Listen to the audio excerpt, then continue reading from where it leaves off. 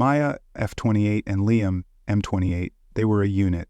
Two Scorpios born a week apart in late October, bound by a friendship that spanned over a decade.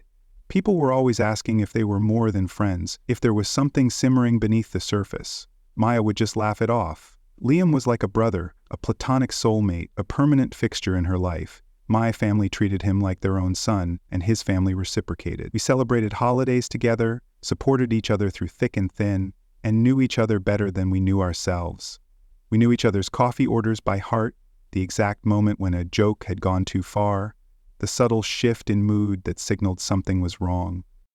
We even had rules, strict, unwavering rules, carved in stone. The most important? No touching.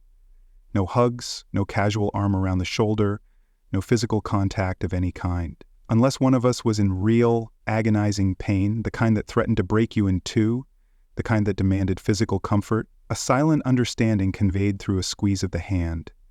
That's how serious we were about boundaries, about maintaining the platonic nature of our bond. It wasn't about a lack of attraction, it was about respect, about cherishing the unique connection we had built. When either of us got into a relationship, we immediately introduced the partner and set the tone. "This is my best friend Liam," Maya would say. "We're practically siblings. Respect the boundaries and we'll all get along." It was a disclaimer, a warning, a way to weed out the insecure and possessive. My boyfriends always got it. They respected the dynamic, saw the value in our friendship. They understood that Liam wasn't competition, he was family. Liam's girlfriends? Not so much. Only two ever truly embraced the quirky sibling dynamic, joining in on the inside jokes and accepting the occasional "I love you, bitch" text. The rest eyed me with suspicion, their insecurities flaring up like a bad rash, constantly seeking reassurance and trying to drive a wedge between us. Now enter her, Tiffany. Let's call her Tiffany, because slithering serpent is a bit too on the nose, even for Maya. She was beautiful, undeniably attractive, with a carefully constructed image of confidence and sophistication. But beneath the surface, Maya sensed a fragility, a desperate need for validation. When Liam and Tiffany first started dating, Maya was genuinely hopeful. She was determined to give her a chance, to make an effort to connect. Tiffany and Maya actually got along surprisingly well, at first. She'd call to chat about everything and nothing, trading gossip and sharing tips on everything from fashion to dating. Maya would visit her at her job at the nail salon, getting her nails done while listening to Tiffany's dreams and aspirations. Maya was genuinely rooting for them, wanting Liam to find happiness. She even admired her a little. She stood by him when he was broke, offering emotional support and a steady hand when he was struggling to find his footing, before the money came. But the warning signs were there even then. A subtle jealousy, a possessive streak, a constant need for reassurance. Tiffany would ask probing questions about Liam and Maya's past, fishing for information about past relationships and inside jokes. She'd express subtle disapproval of their text messages, their phone calls, their shared history. Still, Maya tried to remain objective. She wanted Liam to be happy, and she was willing to make sacrifices to ensure his happiness, even if it meant biting her tongue and suppressing her own discomfort. But after they broke up the first time, Tiffany called Maya to vent before Liam could. Maya listened patiently, offering generic advice, but she refused to take sides. She stayed out of their relationship business and kept her distance out of respect for Liam and the boundaries of their friendship. She knew that getting involved would only make things worse, that she needed to let Liam and Tiffany navigate their own issues. Fast forward to October 2024, her best friend got a huge boost in his career, a promotion, a new role, the whole shebang. And yes, it comes with big money, the kind of money that changed everything, the kind that attracted gold diggers like moths to a flame. Suddenly, Tiffany slithers back into his life, except now she's upgraded her attitude and thinks she's the queen of the friggin' council. The nails, the hair, the makeup, over the top, gaudy and ostentatious. The arrogance, astronomical, radiating off her in waves. She was insufferable, unbearable. Liam tells Maya they're back together, and, naive fool that she is, Maya's happy for him and excited to reconnect with her. Maybe she's changed, she thought. Maybe she's finally realized that our friendship is nothing to be threatened by. Maybe she's gone into therapy or taken a class or gained a modicum of maturity, but But of course not. Maya's text message to Tiffany, "Hey girl, where have you been? Good to hear you two are back together." Tiffany's response, "Why do you want to know? I've been around." Before Maya could even respond, she went on, "Anyway, congrats on you two getting back together. Thank you, ma'am. We've got shopping to do." And that was it. The last normal moment, the last semblance of civility, a terse, dismissive, and transactional end to their communication. Suddenly, her best friend stops talking to her.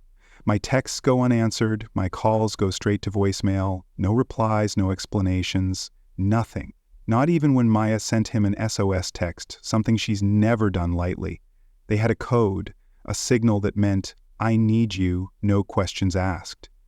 To ignore that was unthinkable, a betrayal of everything their friendship stood for. When Maya finally managed to get him on the phone and called him out for not being there for her during a crisis, she told him she'd stop trying altogether. He didn't respond, just silence on the other end of the line. It was like talking to a brick wall. That hurt more than she can express, a deep, agonizing pain that threatened to consume her. Then midnight rolls around, the most surreal, terrifying experience of her adult life. She gets a frantic knock on the door at 23:45. She peeks through the peephole, and her blood runs cold. It's him, Liam, looking sheepish and uncomfortable, his face etched with guilt and anxiety. Standing beside him, radiating fury, is Tiffany, and behind them both, looking equally bewildered and embarrassed, is his mother.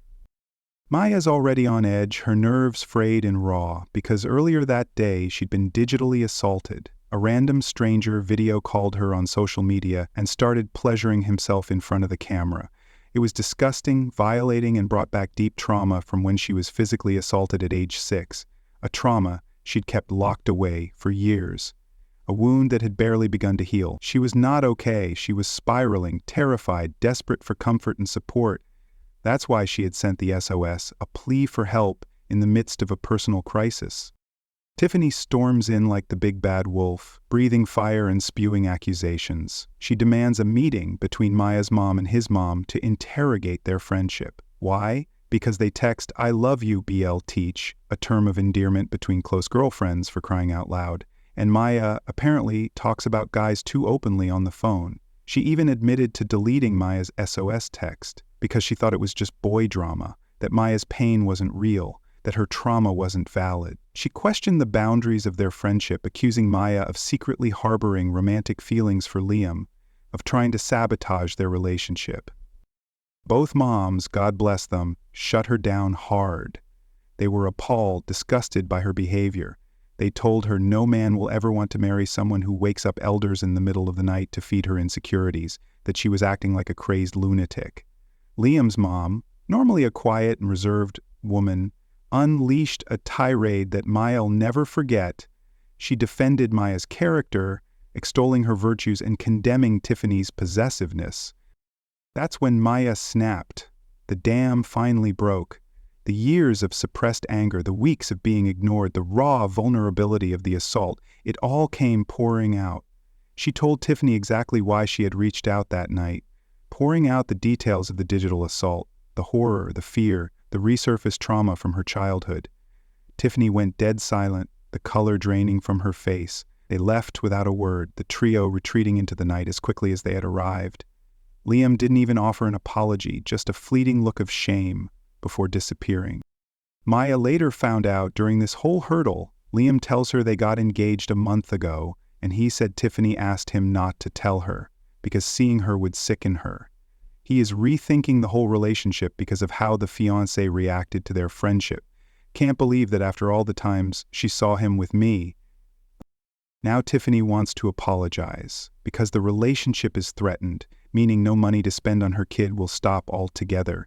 It's not about remorse, it's about financial security, about preserving her comfortable lifestyle. And honestly, Maya'd rather go pat a titanoboa in the Amazon than hear her out, or even see her face. The thought of forgiving Tiffany, of letting her back into Maya's life, fills her with a profound sense of disgust. She violated her trust, dismissed her pain, and tried to destroy the most important friendship in her life. She's toxic, manipulative, and utterly irredeemable. So, Maya is standing here faced with a choice. Does she forgive Liam for his silence, for allowing Tiffany to treat her this way? Do they salvage their friendship, even though it will never be the same, forever tainted by this betrayal? Or does she cut him out of her life completely, severing the ties that bind them and moving on without him, finding someone who can show the loyalty that Liam didn't possess? Or should she summon one who can find that loyalty alone, to someone who can show that loyalty to Liam in his often... This situation is a potent reminder of the complexities of friendships, the challenges of blended relationships, and the often difficult choices we must make to protect our own well-being. Have you ever experienced a similar situation where a romantic partner threatened a close friendship? How did you handle it? Was it possible to navigate the conflict and preserve both relationships, or did you have to make a choice? If you're seeking guidance on setting boundaries and prioritizing your mental health, be sure to check out the videos on this channel. We explore those themes and offer practical steps for building stronger and more fulfilling relationships.